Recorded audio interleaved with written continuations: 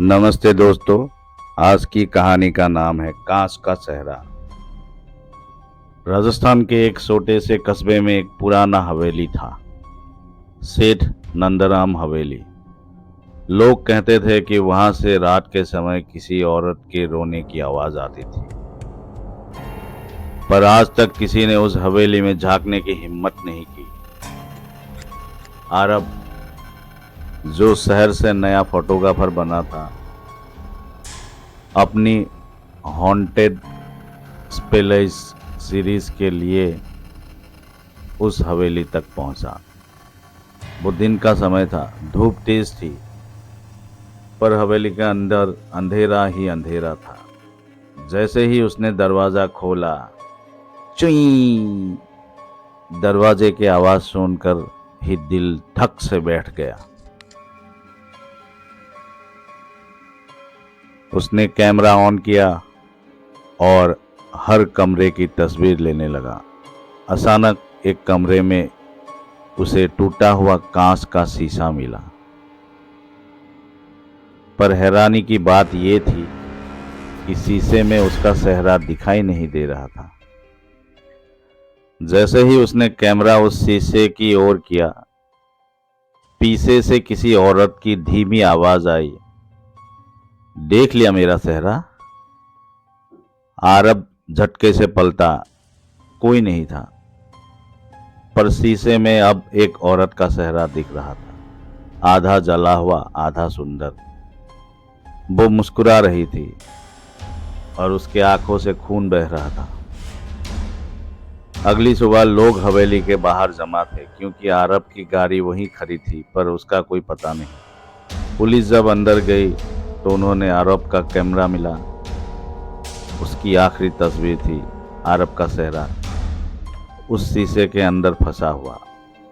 अब लोग कहते हैं, अगर कोई रात के 12 बजे के बाद उस हवेली में जाता है और शीशे में देखता है, तो उसे अपना चेहरा नहीं दिखता, बल्कि आरब मुस्कुराता दिखता है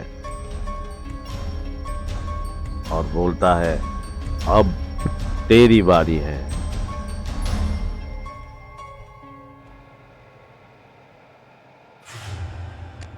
3 साल बीत चुके थे उस रात को जब आरब गायब हुआ था। शेष नंदराम हवेली अभी भी वीरान खड़ी थी। बस हवा चलती तो टूटे खिड़कियों से ऊ ऊ की आवाज आती। गांव के लोग अब वहां से भी नहीं गुजरते थे। एक दिन रिया नाम की एक आर्किटेक्चर वहां गई। उसे उस हवेली को खरीदकर हेरिटेज रिजॉर्ट में बदलना था। लोगों ने बहुत समझाया, बिटिया, उस हवेली में बुरा साया है, वहां कोई टिक नहीं पाता। पर रिया नहीं मानी। वो बोली, भूत प्रेत जैसी चीजों में मैं यकीन नहीं करता, वो बस दिमाग की उपज होती है।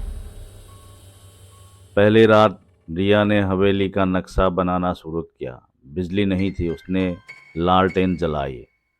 अचानक पीछे से दरवाजा अपने आप बंद हो गया, हवा बिल्कुल रुक गई, और फिर कांच के कमरे में रखे पुराने शीशे की किसी ने शीशे से फुसफुसा कर कहा, तुम भी तस्वीर में आओगे? रिया ने मुड़कर देखा। शीशा धूल से भरा था, पर अंदर से एक साया हिल रहा था। उसने जल्दी से फोन निकाला और फोटो खींच ली, पर फोटो में कुछ अजीब था।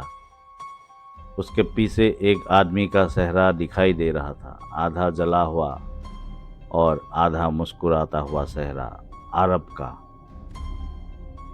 रिया ने अगले दिन हवेली का इतिहास खोला। उसे पता चला कि ये हवेली कभी सेठ नंदराम की बेटी वंदना की थी, जिसने अपनी सूरत जलाने के बाद आत्महत्या कर ली थी, क्योंकि सेठ ने उसकी शादी जबरदस्ती करवाई थी। कहते हैं, वंदना की आत्मा हर उस इंसान को शीशे में कैद कर लेती है जो उसका चेहरा देखने की कोशिश करता है। रिया को एहसास हुआ, आरब उसी का शिकार हुआ था।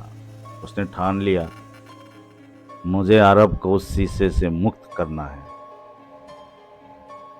वो रात आई। रिया ने पूजा की थाली, कपूर और वही शीशा सामने रखा। जैसे ही उसने मंत्र पढ़ना शुरू किया, शीशा कांपने लगा। उसमें कई सारे चेहरे दिखने लगे। कुछ डर से सीख रहे थे, कुछ रो रहे थे, और तभी आरब की आवाज आई, रिया मुझे यहाँ से निकालो जल्दी। रिया ने कांपते हाथों से शीशा को जमीन पर गिरा दिया। धड़ाम, शीशा टूट गया। चारों तरफ सन्नाटा सा गया। रिया बेहोश हो गई। सुबह जब रिया होश में आई तो हवेली खाली थी। वो बाहर भागी। सूरज चमक रहा था, सब सामान्य लग रहा था। पर जब उसने मोबाइल खोला और कैमरा ऑन किया, स्क्रीन पर अरब नहीं, वो खुद मुस्कुरा रही थी शीशे के अंदर। अब हवेली में और एक चेहरा जुड़ गया था। लोग कहते हैं रात के 12 बजे के बाद अगर कोई कांच के कमरे के पास से जाए तो दो परछाइयाँ दिखती है, एक अरब की और एक रिया की।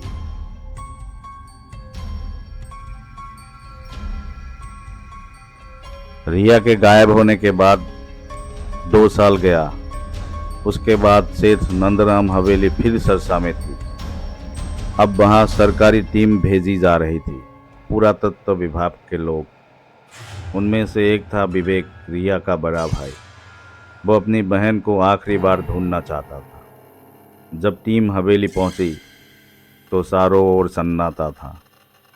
हवा में अजीब ठंडक थी, जैसे कोई देख रहा हो। दीवारों पर उखड़े हुए प्लास्टर के नीचे लाल निशान थे, जैसे किसी ने नाखून से कुछ लिखने की कोशिश की हो। विवेक ने अपनी बहन का नाम पुकारा, रिया अगर तुम यहाँ हो तो जवाब दो। और तभी शीशे वाले कमरे से आवाज आई, विवेक अब तू भी आ गया। विवेक ने कमरे में कदम रखा। वहीं टूटा हुआ शीशा अब फिर से जुड़ा हुआ था, पर उसमें सिर्फ उसका चेहरा नहीं बल्कि रिया और अरब का भी दिखाई दे रहे थे। दोनों जैसे किसी अंधेरे पानी में डूबे हुए हो। रिया ने शीशे के अंदर से कहा, वंदना की आत्मा को शांति चाहिए, तभी सब लोग आजाद होंगे। विवेक ने पूछा, कैसे? आवाज आई, उसकी हड्डियां हवेली के नीचे दबी हुई है, उन्हें मुक्त कर दो। विवेक ने लालटेन उठाई और तहखाने की ओर बढ़ा। नीचे पत्थरों के बीच उसे एक पुराना कंकाल मिला, जिसके पास एक टूटी चूड़ी और जले हुए घूंघट के टुकड़े थे। जैसे ही उसने वो हड्डियां बाहर निकाली, हवेली हिलने लगी। हर कमरे से चीखों की आवाज आने लगी और शीशे के भीतर वंदना का चेहरा उभार आ। आंख जलते हुए, चेहरा पिघले मोम जैसा। वंदना बोली, मैं आज़ाद नहीं हो सकती जब तक मेरी कहानी सब नहीं जानेंगे। फिर हवेली के भीतर अंधेरा छा गया। दीवारों पर वंदना की जिंदगी के दृश्य उभर आए। कैसे उसके पिता ने उसके मर्जी के खिलाफ शादी तय की, कैसे उसने आग में छलांग लगाई और कैसे उसकी आत्मा शीशे में बंद हो गई। विवेक रो पड़ा। उसने कहा, मैं तुझे शांति दूंगा। उसने सूर्य और घूंघट को जलाकर गंगा जल छिड़का। अचानक हवेली से एक सफ़ेद रोशनी उठी और वंदना की आत्मा मुस्कुराई, धीरे धीरे गायब हो गई। विवेक बाहर निकला। सूरज उग चुका था। हवेली अब बिल्कुल शांत थी। उसने मुड़कर देखा, शीशा अब पूरी तरह खाली था। ना आरब, ना रिया, ना वंदना। वो मुस्कुराया, सब खत्म हुआ, उसने कहा। लेकिन जब उसने अपनी गाड़ी का शीशा देखा उसमें रिया और आरब खड़े थे मुस्कुराते हुए, और पीछे से हवा में फुसफुसाहट गूंजी, कांच का सहरा कभी खाली नहीं रहता। ये कहानी इधर ही ख़त्म होता है। अगर आपको मेरा कहानी अच्छा लगता है तो प्लीज़ मेरा चैनल को सब्सक्राइब कर दीजिए और लाइक, कमेंट और शेयर कीजिए।